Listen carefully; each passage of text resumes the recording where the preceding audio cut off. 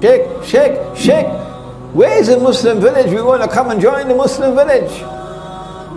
We want to leave this godless world and come and live in the Muslim village. Well, the answer is, well, my students in different parts of the world, they buy land and they put animals on the land and they're doing some farming, but none has built the villages yet. But let me tell you the story of one of my students. He's Malaysian, and he's the only one to have done it so far. He sold his house in KL. He gave up his job which had riba. He looked on the internet and he found land which was cheap. And he bought 1 acre, cheap. And he went and built his house. He didn't get a contractor, no, he bought the material and he employed the men and built the house. He planted rice. He planted date palms, different kinds of date palms. He planted fruit trees. His 1 acre has now become 6 acres. He has goats.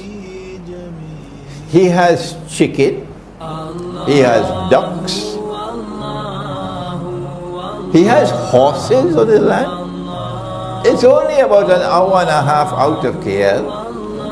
But to get to this land, there was a road where only a motorcycle could go. That's why it was so cheap. And he built it up. So now a motor car can go. And I went 2 weekends ago to this brother with a wife and me, mashallah, mashallah, mashallah. He could not have done it if he didn't have the support of his wife. His wife has been at his side supporting him, yes, mashallah. And they're a young couple with a son about 5 or 6 and a daughter about 2 or 3, that's it. And only a few villagers living around there, some distance away, small, kampung. But a beautiful spot where he is. And when you go there, you don't want to go back to KL. So why don't you do that?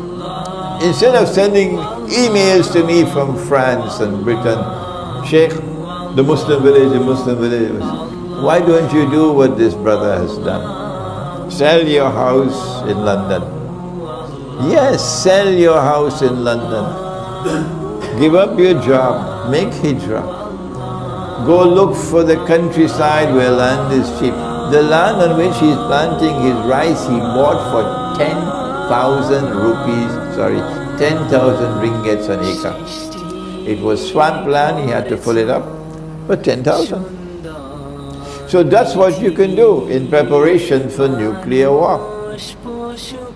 You have to stock up on food, you have to stock up on water, you have to stock up on energy. He has a well, a tube well. He's going to use solar energy to bring the water up. But in addition, he's sensible, he has a hand pump. So if the solar energy doesn't work and there's no electricity, he can still get water using a hand pump.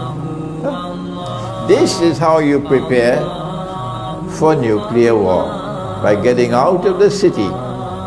Getting out of the city, because the cities are going to be anarchy when nuclear war takes place, because there will be no food and no water and no gasoline for your motor car, no transport. Instead of seeking to run away from death, you must have it in your heart. No, I continue the mission of Islam. I'm not running away from death.